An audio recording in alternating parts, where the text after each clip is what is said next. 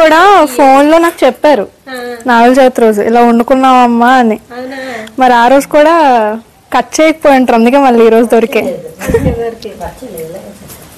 మా చెట్టు కింద బాగానే దొరికేస్తాయి వదినా. అప్పుడు ఎంత పని వచ్చింది అసలు. నేను పప్పుచారు చేశానా, మా కోళ్ళకి చారు ఇష్టం, అందుకని పప్పుచారు చేశాను. కానీ ముందుగానే నేను చారు చేసి పక్కన పెట్టాను.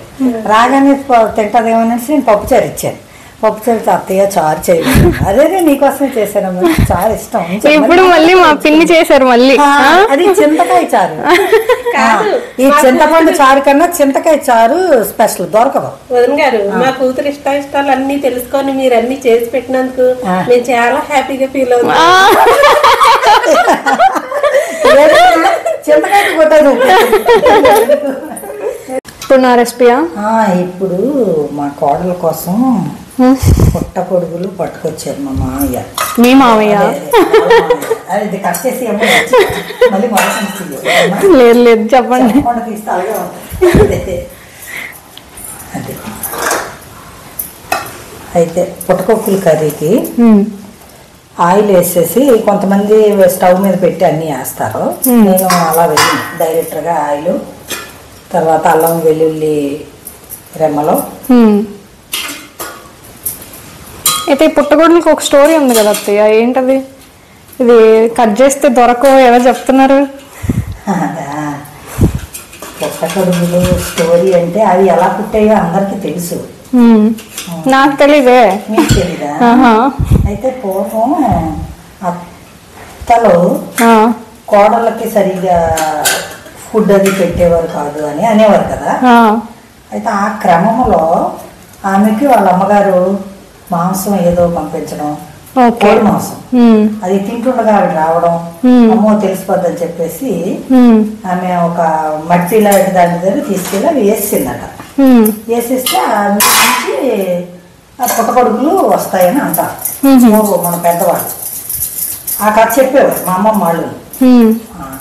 అయితే ఇవేంటంటే మనకి దొరుకుతాయి కదా, ఎప్పుడో కానీ దొరకవు. దొరికినప్పుడు కత్తితో కోస్తే మళ్ళీ దొరకవట, అందుకని చేతులతో కట్ చేయాలని అంటారు. చేతులతో ఇలా తుంచేయాలి. అయితే నేను అలాగే చేస్తాను. మరి నాకు నాగల చవితి రోజు దొరికాయి.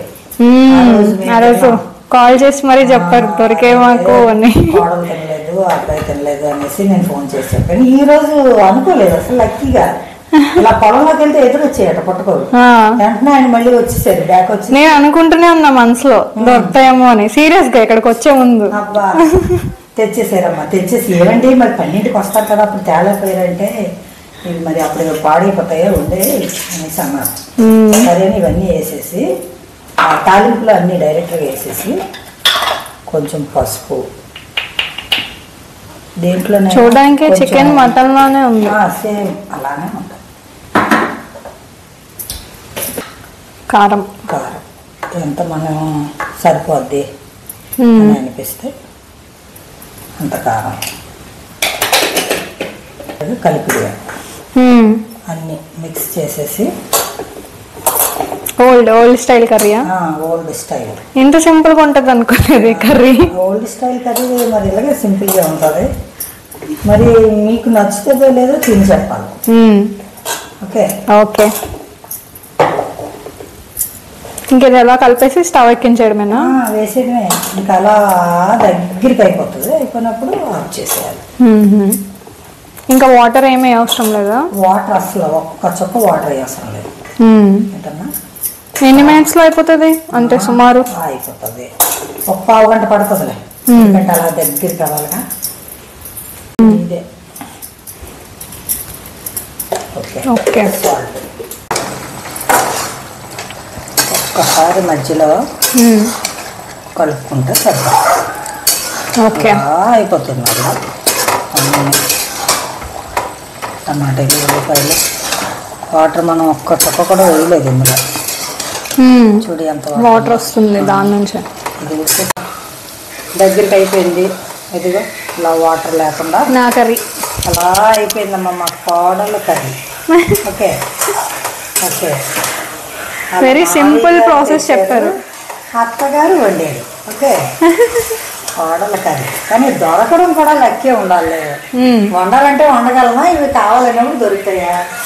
దొరకవు కదా, అలా దొరికాయంటే లక్కీ. ఓకే, అది రెడీ అమ్మా, రెసిపీ రెడీ. సూపర్. ఆపేనా? ఆపేయండి.